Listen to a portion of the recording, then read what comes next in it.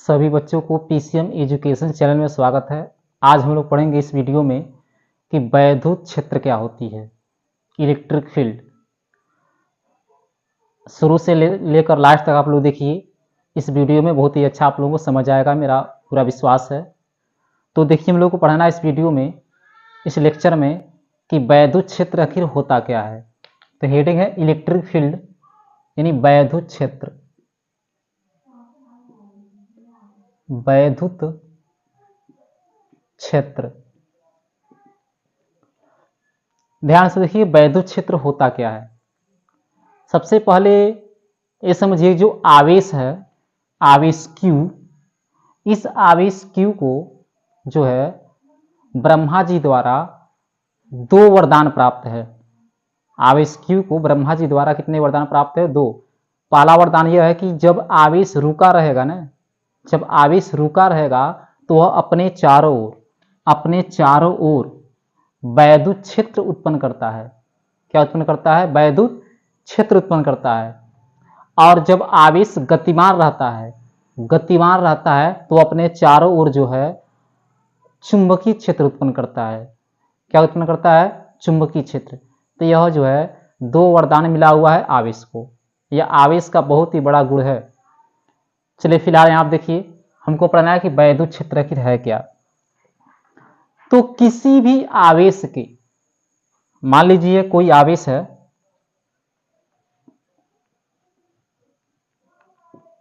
यहाँ पे Q जो हो गया, कोई आवेश हो गया, तो किसी आवेश के चारों ओर का वह क्षेत्र, किसी आवेश के चारों ओर का वह क्षेत्र,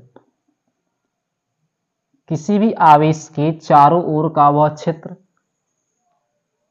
जिसमें किसी अन्य आवेश को रखने पर, अगर मान लीजिए इस क्षेत्र में कोई अन्य आवेश अगर हम लोग रख रहे हैं, मान लीजिए Q0 आवेश रखा गया। क्या रखा गया? Q0 आवेश।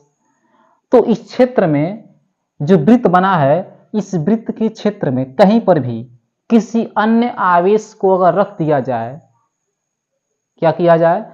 रख दिया जाए, तो जो आवेश हम लोग रख रहे हैं वह जो आवेश होगा, उस आवेश पर आकर्षण या प्रतिकर्षण बल लगेगा। यानी जो रखा गया आवेश है वह आकर्षण या प्रतिकर्षण बल का अनुभव करेगा। तो वह क्षेत्र कहलाता है वैद्युत क्षेत्र। क्या कहलाएगा? वैद्युत क्षेत्र। यानी किसी आवेश के चारों ओर का वह क्षेत्र जिसमें किसी अन्य आवेश को रखने पर वह आकर्षण या प्रतिकर्षण बल का अनुभव करता हो, क्या कहलाएगा? वैद्युत क्षेत्र कहलाएगा।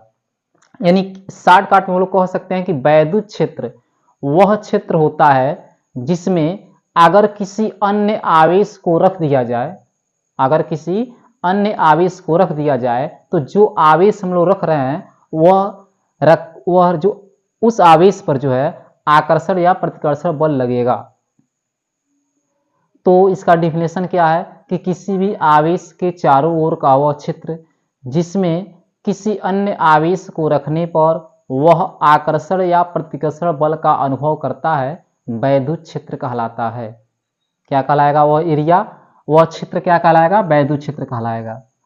यानी वैद्युत क्षेत्र में हम लोग यहाँ पर क्या समझे कि वैद्युत क्षेत्र में किसी भी अन्य आवेश को रखेंगे तो या तो उस आवेश पर आकर्षण बल लगेगा या तो उस आवेश पर क्या लगेगा? प्रतिकर्षण बल लगेगा। अब देखिए इसमें मुख्य पॉइंट, अगर रखा गया आवेश, अगर हम लोग जो बाहर से इस क्षेत्र में आवेश को लाकर रख रहे हैं, बाहर से इस क्षेत्र में आवेश को लाकर जो रख रहे हैं, अगर वह रखा गया आवेश चलने के लिए स्वतंत्र हो, चलने के लिए क्या हो? स्वतंत्र हो, तो यह जो होगा रखा गया आवेश हमेशा बल की दिशा में चलेगा। यानी मान लीजिए अगर यह आवेश इस Q0 पर बल लगा रहा है, किधर? ऊपर की तरफ, तो यह जो Q0 है आवेश, यह इधर ही चलेगा, ऊपर की तरफ यह चलेगा, गति करेगा, इधर गति करेगा, इधर गति करेगा। तो कहने का मतलब यह है कि अगर वैद्युत क्षेत्र में रखा गया आवेश चलने के लिए स्वतंत्र हो तो हमेशा किधर चलेगा? बल की दिशा में। जिधर बल लगेगा उस पर उसी दिशा में वह गति करेगा। जो आवेश बाहर से रखा जा रहा है, अगर वह चलने के लिए स्वतंत्र हो तो वह किधर चलेगा, किस दिशा में चलेगा, जिस दिशा में उस पर बल लग रहा है। जिस दिशा में उसको बल लगेगा हमेशा वह उसी दिशा में वो चलेगा। कौन चलेगा? जो बाहर से आवेश हम लोग लाकर रख रहे हैं वो हमेशा किधर चलता है? बल की दिशा में।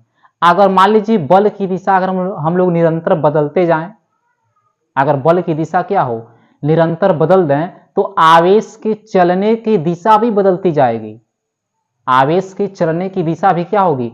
बदलती जाएगी। बल की दिशा बदलेंगे तो आवेश की चलने की दिशा भी क्या होगी? बदलती जाएगी।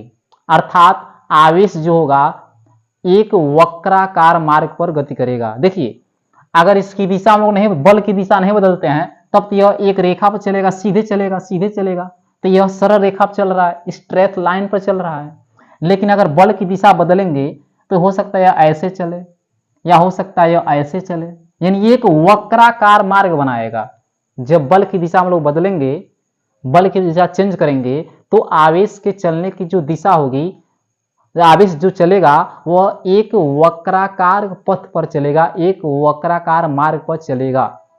अगर बल की दिशा नहीं बदलेंगे तो वह एक सरल रेखा पर चलेगा, एक स्ट्रेट लाइन पर चलेगा।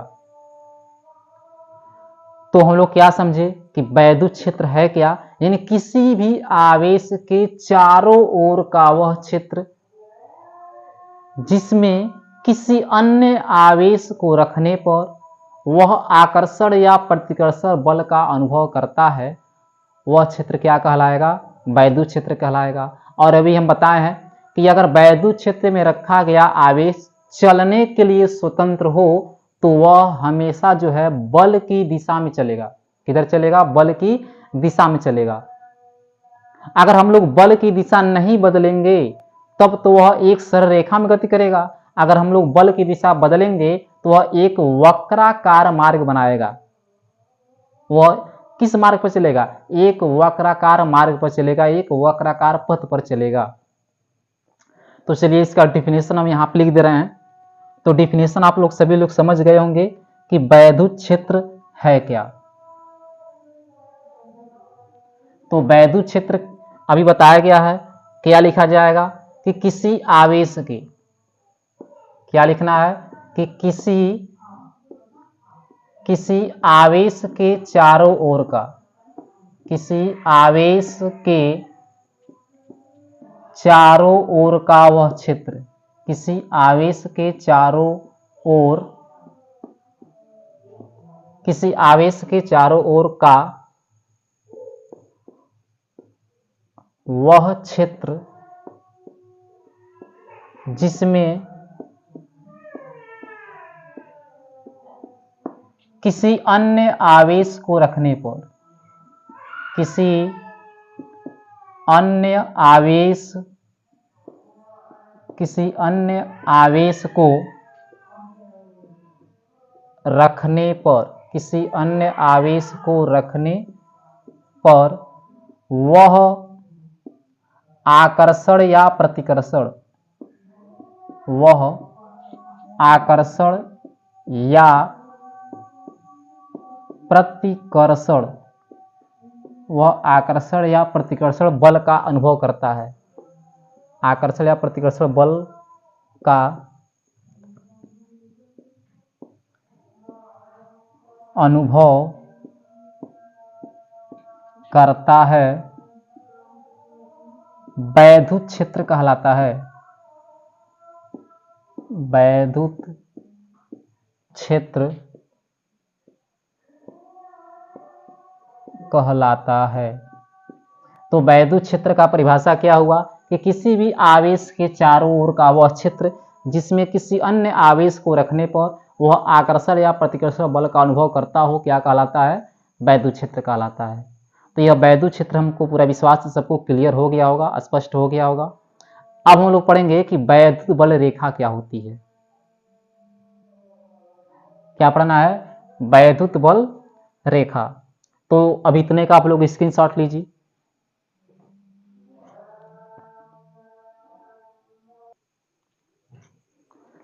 चलिए देखिए, नेक्स्ट हेडिंग हम लोग पढ़ेंगे वैद्युत बल रेखा। तो हेडिंग क्या लिखना है? वैद्युत बल रेखा। तो हेडिंग है वैद्युत बल रेखा, इलेक्ट्रिक फील्ड लाइन। देखिए वैद्युत बल रेखा है क्या? अभी बताया कि मान लीजिए यह कोई वैद्युत क्षेत्र है, यह क्या है? वैद्युत क्षेत्र। तो अगर वैद्युत क्षेत्र में वैद्युत बल रेखा, जो वैद्युत बल रेखा जो होती है वह वैद्युत क्षेत्र में खींचा गया वह काल्पनिक निष्कोण वक्र होता है। मान लीजिए इस तरह से कोई अगर हम लोग निष्कोण वक्र खींच दें, इधर से कोई वक्र खींच दें निष्कोण, जो कोण न बनाता हो, तो यानी वैद्युत बल रेखा जो होती है वह वैद्युत क्षेत्र में खींचा गया वह काल्पनिक निष्कोण वक्र होता है जिस पर एक स्वतंत्र और पृथक्कृत एकांक धन आवेश चलता है। यानी इस रेखा पर जो वैद्युत क्षेत्र में जो लोग काल्पनिक रेखा खींच रहे हैं, वैद्युत क्षेत्र में जो काल्पनिक रेखा खींचा जा रहा है, इस काल्पनिक रेखा पर एक स्वतंत्र और पृथक्कृत धन परीक्षण आवेश चलता है। इस रेखा पर कौन चलता है? एक स्वतंत्र और पृथक्कृत धन आवेश।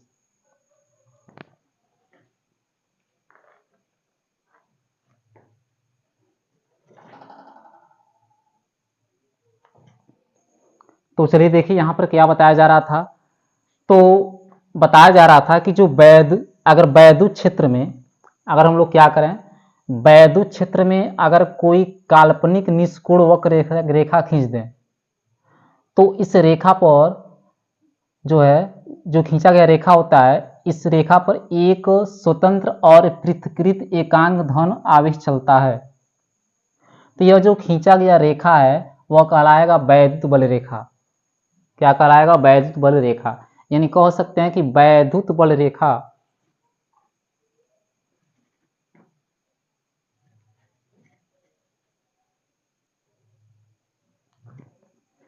तो चलिए देखिए यहां बताया जा रहा था कि जो वैद्युत बल रेखा होती है, वैद्युत बल रेखा है क्या? तो वैद्युत बल रेखा जो होती है वो वैद्युत क्षेत्र में खींचा गया वह काल्पनिक निष्कोण वक्र होता है।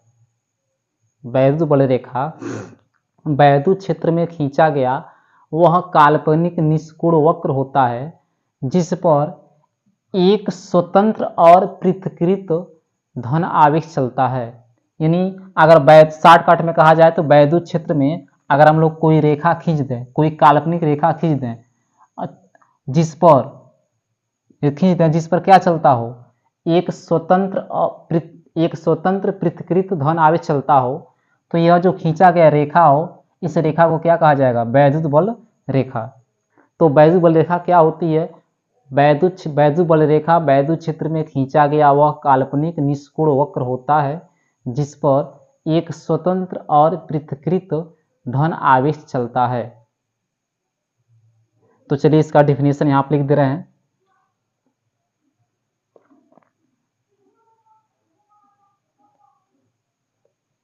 तो इसका डिफिनेशन क्या है कि वैद्युत बल रेखा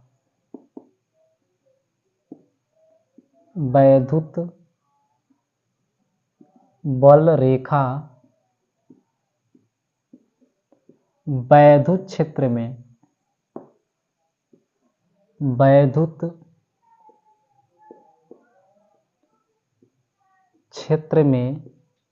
खींचा गया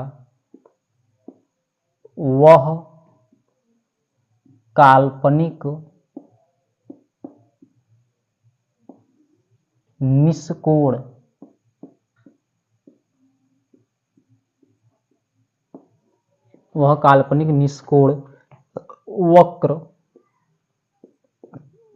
होता है जिस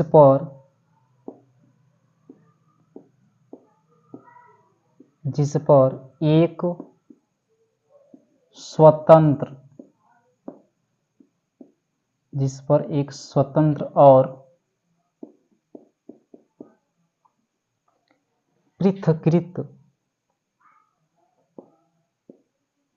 पृथक्कृत एकांक धन आवेश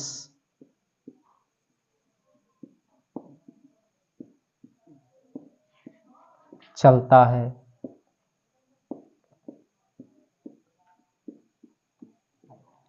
तो यह था वैद्युत बल रेखा का डिफिनेशन।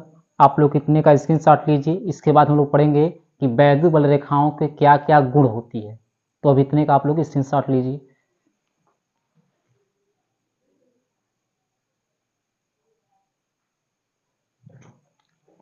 देखिए नेक्स्ट हेडिंग है वैद्युत बल रेखाओं के गुण। तो हेडिंग क्या पड़ेगा? वैद्युत बल रेखाओं के गुण। देखिए वैद्युत बल रेखाओं को वैद्युत क्षेत्र रेखाएं भी कहते हैं। तो वैद्युत क्षेत्र रेखाएं या वैद्युत बल रेखाएं दोनों एक ही चीज है। तो इसका पहला गुण देखिए क्या होता है। पहला गुण देखिए जो वैद्युत बल रेखाएं होती है वह हमेशा धन आवेश से प्रारंभ होकर यानी धन आवेश से निकलकर अनंत तक जाती है। पहला गुण है इसका कि वैद्युत बल रेखाएं जो होती है वह धन आवेश से प्रारंभ होकर यानी धन आवेश से निकलकर कहां तक जाती है? अनंत तक जाती है। तो पहला गुण हम लोग क्या लिखेंगे कि वैद्युत बल रेखाएं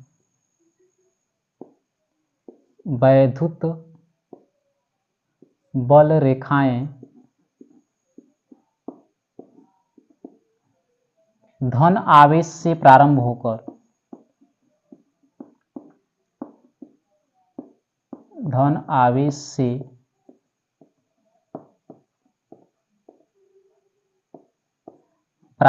होकर अनंत तक जाती है। अनंत तक जाती है। तो इसका पहला गुण यही है कि जो वैद्युत बल रेखाएं होती है वो हमेशा कहां से निकलेगी? धन आवेश से निकलकर कहां तक जाएगी? अनंत तक। जिसे देख लीजिए, मान लीजिए कोई धन आवेश है। कैसा आवेश है? धन आवेश। तो यहां से जो वैद्युत बल रेखाएं निकलेगी, यहां से क्या निकलेगी? वैद्युत बल रेखाएं। और जो वैद्युत बल रेखाएं निकल रही है यह धन आवेश से प्रारंभ होगी और यह धन आवेश से प्रारंभ होकर कहां तक जाएगी? अनंत तक जाएगी। तो इसका चित्र ऐसे बनाना है। इसे लिखने के बाद इसका चित्र ऐसे बनेगा। तो वैद्युत बल रेखा का यह पहला गुण है कि वैद्युत बल रेखाएं धन आवेश से निकलकर कहां तक जाती है? धन आवेश से निकलकर अनंत तक जाती है। अनंत तक जाएगी यह। तो अब इतने का स्क्रीनशॉट लीजिए।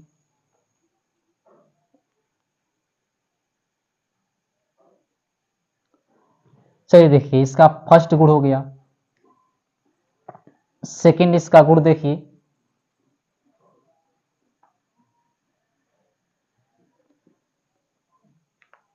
दूसरा इसका गुण है कि वैद्युत बल रेखाएं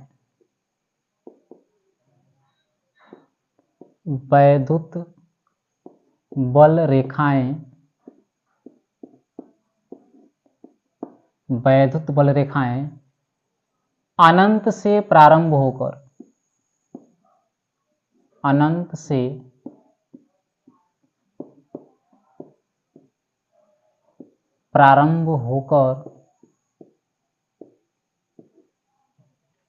ऋण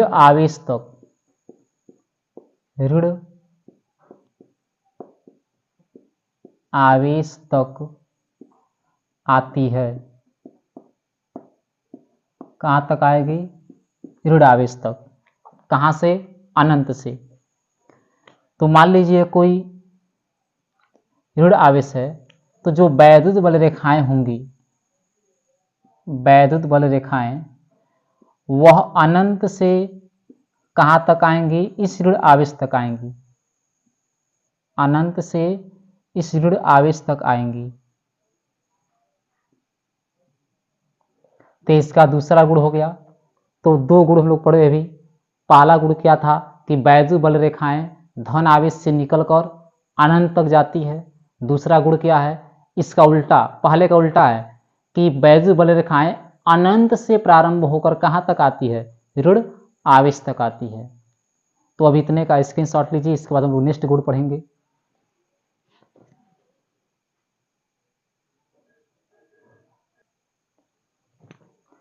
चलिए, तभी दो गुण हम लोग पढ़ चुके। अब इसका तीसरा गुण देखिए।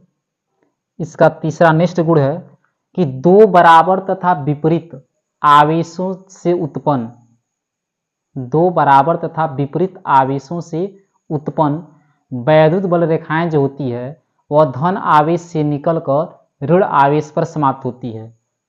धन आवेश से निकलकर कहां पर समाप्त होगी, ऋण आवेश पर समाप्त होगी। पहले इसको लिख दे रहे हैं, अभी चित्र के द्वारा बताएंगे तो और क्लियर होगा।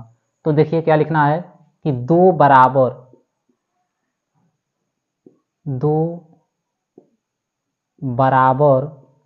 तथा विपरीत दो बराबर तथा विपरीत आवेशों से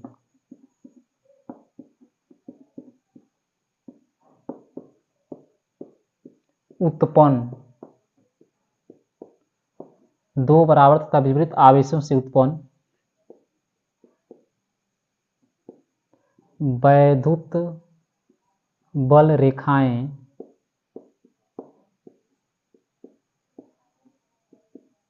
धन आवेश से प्रारंभ होकर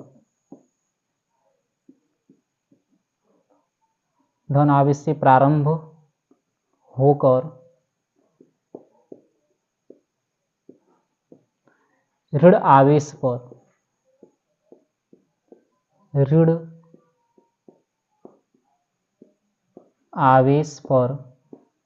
समाप्त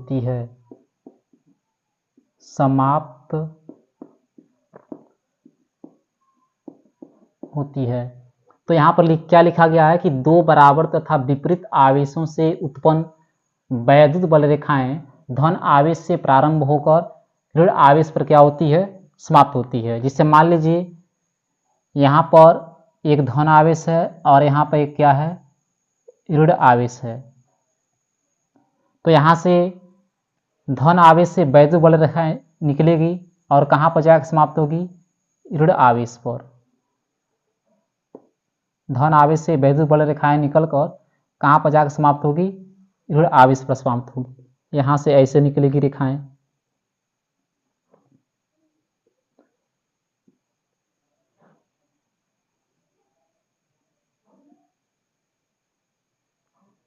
तो यहां से धन आवेश से वैद्युत बल रेखाएं निकल रही है, धन आवेश से वैद्युत बल रेखाएं क्या हो रही है, निकल हो रही है। और यह धन आवेश से वैद्युत बल रेखाएं निकलकर कहां पर जाकर समाप्त हो रही है, ऋण आवेश पर समाप्त हो रही है। तो इसका तीसरा गुण होता है, तो वैद्युत बल रेखाओं का तीसरा गुण क्या है कि दो बराबर तथा विपरीत आवेश, मान लीजिए एक पॉजिटिव आवेश हो, एक क्या हो, निगेटिव आवेश हो, तो क्या होगा से अब इन दोनों आवेशों से उत्पन्न जो वैद्युत बल रेखाएं होंगी वह धन आवेश से बल रेखाएं निकलकर कहां पर जाकर मिलेगी, ऋण आवेश पर मिलेगी। तो इतने का स्क्रीनशॉट लीजिए, इसके बाद हम लोग पढ़ेंगे नेक्स्ट गुण।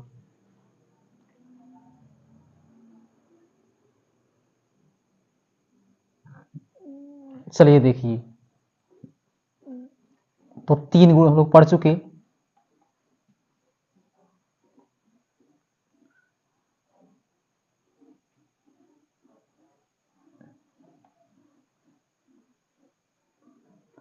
अब चौथा गुण देखिए,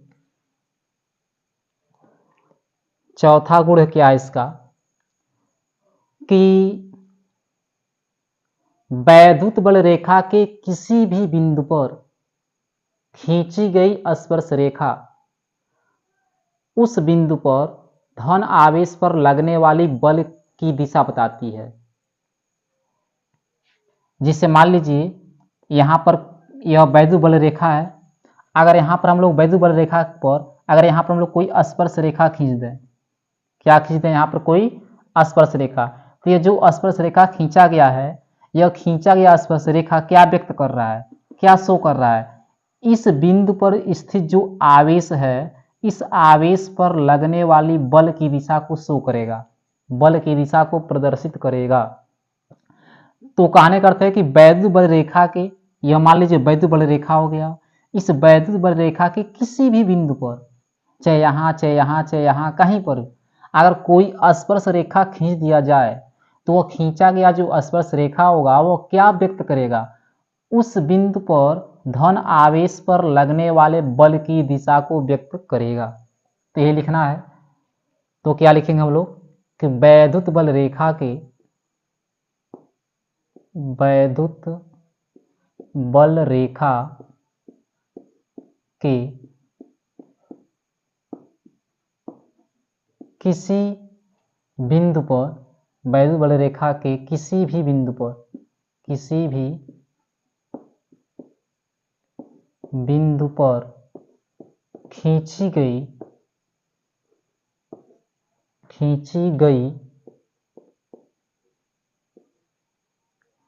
स्पर्श रेखा, खींची गई स्पर्श रेखा उस बिंदु पर, उस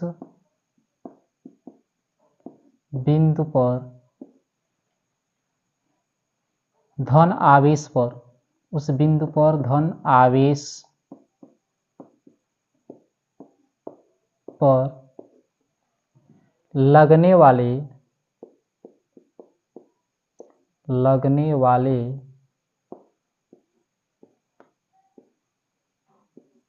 बल की दिशा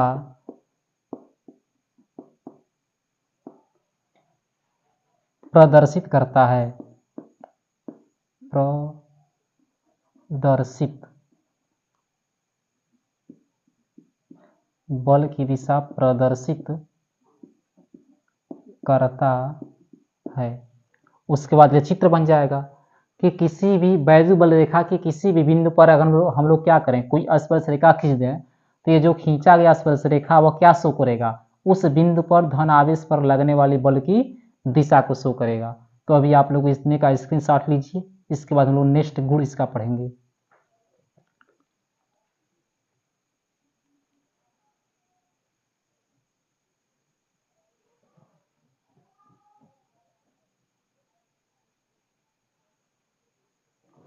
चलिए देखिए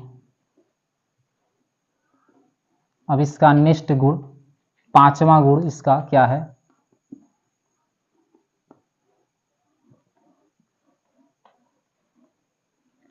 तो वैद्युत बल रेखा का पांचवा गुण यही है कि मान लीजिए अगर ये कोई दो वैद्युत बल रेखाएं हैं, अगर एक दूसरे को काट रही हो, दो वैद्युत बल रेखाएं एक दूसरे को कभी नहीं काट सकती।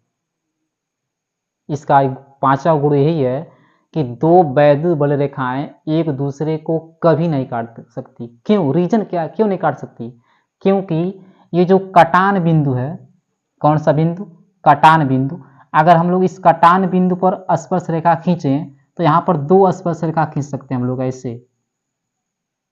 कितने स्पर्श रेखा खींच सकते हैं, दो। आज जो खींचा गया स्पर्श रेखा है, अभी यह बता, उससे पहले अभी तुरंत बताया गया है कि किसी भी वैद्युत बल रेखा के किसी भी बिंदु पर अगर हम लोग स्पर्श रेखा खींचते हैं तो ये क्या शो करता है, इस बिंदु पर धन आवेश पर लगने वाली बल की दिशा को शो करता है। तो यहाँ पर जो आवेश है, आवेश, इस पर बल की कितनी दिशा हो गई बताइए, दो दिशा हो गई। यहाँ पर ये क्या शो कर रहा है कि यहाँ पर जो इस बिंदु पर जो आवेश है, इस आवेश की कितनी दिशाएं हो गई, दो दिशाएं हो गई, जो कि असंभव है। उसकी एक ही दिशा होना चाहिए और यहाँ पर कितना दिशा हो गया, दो दिशा शो हो रहा है। यही रीजन है कि दो बल रेखाएं एक दूसरे को कभी नहीं काटती है। तो दो वैद्युत बल रेखाएं एक दूसरे को कभी नहीं काटती है। क्यों, क्योंकि यदि कटान बिंदु पर स्पर्श रेखा खींचा जाए, क्या खींचा जाए, स्पर्श रेखा खींचा जाए, तो खींचा गया स्पर्श रेखा उस बिंदु पर धन आवेश पर लगने वाली बल की दिशाएं व्यक्त करेगी, 2 दिशाएं व्यक्त करेगी, जो कि क्या है, असंभव है। तो नेक्स्ट इसका गुण हम लोग क्या लिखेंगे यहाँ पे, तो ये लिखना है कि 2 बल रेखाएं, 2 वैद्युत बल रेखाएं, 2 वैद्युत बल रेखाएं एक दूसरे को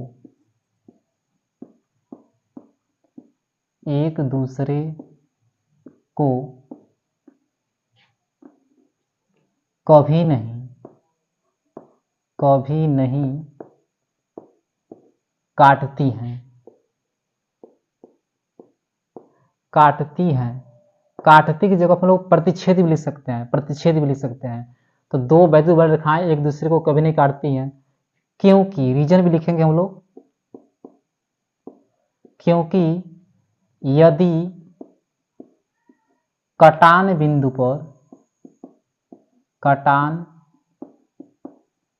बिंदु पर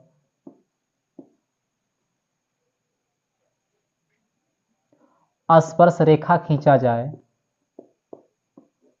स्पर्श रेखा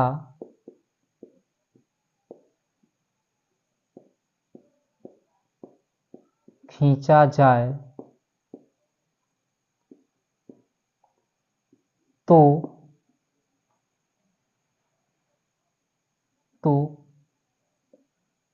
उस बिंदु पर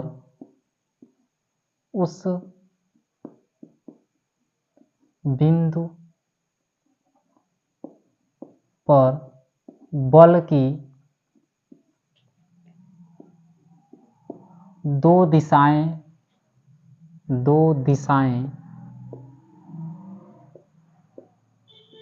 होंगी, जो कि असंभव है, जो कि क्या है, असंभव है।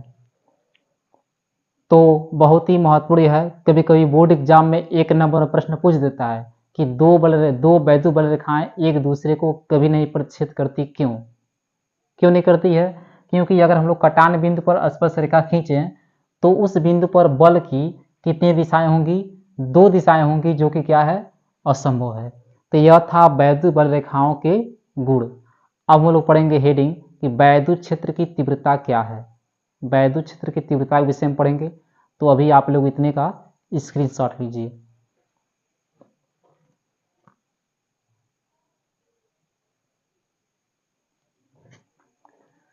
चलिए देखिए, नेक्स्ट हेडिंग हम लोग पढ़ेंगे कि वैद्युत क्षेत्र की तीव्रता। हेडिंग क्या है, वैद्युत क्षेत्र की तीव्रता। वैद्युत क्षेत्र की तीव्रता देखिए है क्या, देखिए वैद्युत क्षेत्र क्या है, वैद्युत क्षेत्र अभी बताया गया कि वैद्युत क्षेत्र क्या है, किसी भी आवेश के चारों ओर का वह क्षेत्र जिसमें हम लोग किसी अन्य आवेश को अगर रख रहे हैं, मान लीजिए कोई अन्य आवेश रखा जा रहा है, तो किसी अन्य आवेश के रखने पर वह आकर्षण या प्रतिकर्षण बल का अनुभव करता है, वह क्षेत्र क्या कहलाता है, विद्युत क्षेत्र कहलाता है। लेकिन हमको यहाँ पढ़ना है वैद्युत क्षेत्र की तीव्रता, यानी यह वैद्युत क्षेत्र हो गया। अगर वैद्युत क्षेत्र में कोई अन्य आवेश जैसे Q नॉट, एकांक धन परीक्षण आवेश Q नॉट को रखा गया, किसी अन्य आवेश को रखा जाएगा तो इस पर क्या लगेगा, बल लगेगा, क्या लगेगा, बल लगेगा। तो जो इस पर बल लग रहा है F, और जो परीक्षण आवेश रखा गया है Q नॉट, इन दोनों का जो अनुपात होता है वही कहलाता है वैद्युत क्षेत्र की तीव्रता, जिसे लिखा जाता है E से। किससे लिखा जाता है, E से लिखा जाता है। तो इसका परिभाषा यही है कि वैद्युत क्षेत्र में किसी बिंदु पर रखे एकांक धन परीक्षण आवेश पर लगने वाला बल तथा परीक्षण आवेश के अनुपात को वैद्युत क्षेत्र की तीव्रता कहते हैं। एक बार और सुनिए क्या लिखना है कि वैद्युत क्षेत्र में किसी भी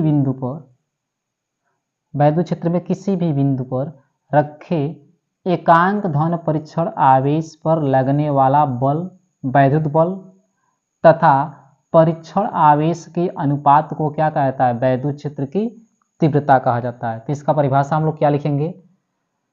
तो इसका परिभाषा यह लिखना है कि वैद्युत क्षेत्र में क्या लिखना है? वैद्युत क्षेत्र में किसी भी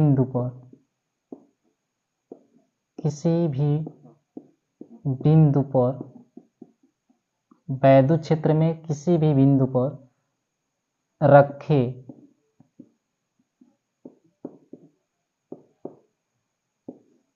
एकांक धन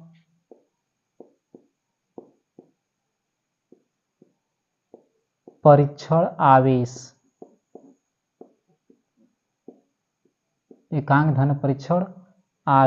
पर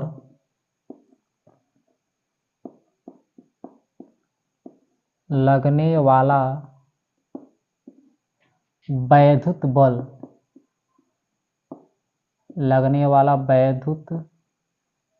बल तथा परीक्षण आवेश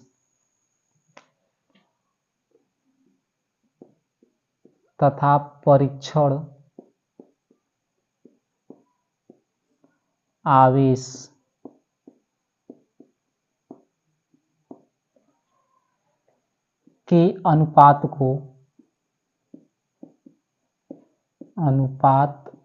को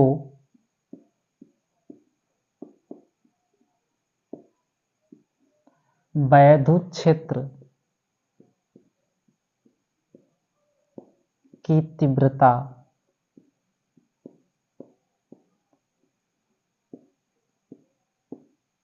कहते हैं। इसका फार्मूला क्या बनेगा? E = F/Q0। देखिए वैद्युत क्षेत्र की तीव्रता जो होती है वह सदिश राशि होती है। कौन सी राशि होती है? सदिश राशि।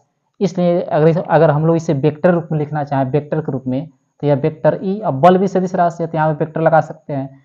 यह आवेश सदिश राशि नहीं होती है। यह कैसी राशि होती है? अदिश राशि होती है, सब बताया गया है। तो वेक्टर रूप में लिखना चाहें तो ऐसे फार्मूला होगा, वेक्टर E = हो जाएगा वेक्टर F/Q0। तो अभी इतने का स्क्रीनशॉट लीजिए तुरंत।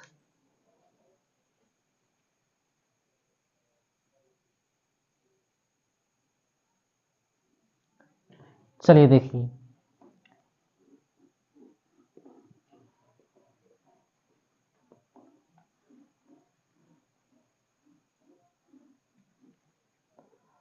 अब हम लोग इसके नीचे पॉइंट लिख सकते हैं। पहला पॉइंट हम लोग यह लिख सकते हैं कि यह एक सदिश राशि होता है। यह एक कौन सी राशि होता है? यह एक सदिश राशि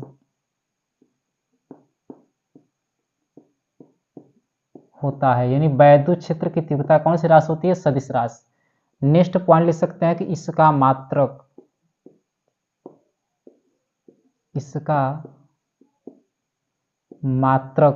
बताइए यहां से क्या बनेगा? बल है तो न्यूटन प्रति आवेश है तो कूलाम, तो इसका मात्रक न्यूटन प्रति कूलाम होता है। अब इसकी बीमा बताइए क्या होगा? तो नेक्स्ट पॉइंट हम लोग क्या लिखेंगे? बीमा। तो बीमा जो होगा इसका सूत्र से बीमा निकालिए। बल है तो बल की बीमा सबको पता है क्या होती है? mL/T⁻²। या आवेश है तो इसकी बीमा क्या होगी? AT होगी। तो यह हो जाएगा mL/T⁻²। इसे हम लोग ऊपर भेजेंगे तो A 1 और ये टी इनवर्स, यानी ए की घात -1 टी की घात -1 होगा। -1 आया कहाँ से, यहाँ पर कुछ नहीं घात है तो एक घात मान सकते हैं यहाँ पर। जब ऊपर जाएगा तो घात क्या हो जाएगा, चिन्ह बदल जाएगा, माइनस में हो जाएगा यह। अब इन दोनों को मिलाकर एक कोष्टक लिख देना है। एक कोष्टक लिखेंगे हम लोग तो यम यल टी की घात हो जाएगा -2 -1 -3 और ए की घात क्या हो गया -1। तो यह वैद्युत क्षेत्र की क्या निकल गई, बीमा।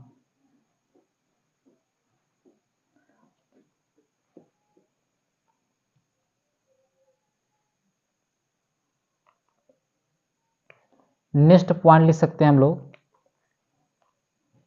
कि वैद्युत क्षेत्र का मान कभी ऋणात्मक नहीं होता है। याद रहे, मुख्य पॉइंट है यह, मुख्य पॉइंट है कि वैद्युत क्षेत्र का मान कभी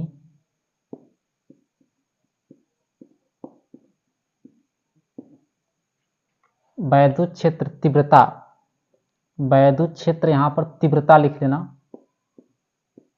वैद्युत क्षेत्र तीव्रता का मान कभी ऋणात्मक नहीं होता है। मुख्य पॉइंट है, यानी वैद्युत क्षेत्र की तीव्रता का मान हमेशा क्या होता है, धनात्मक होता है, ऋणात्मक नहीं होता है।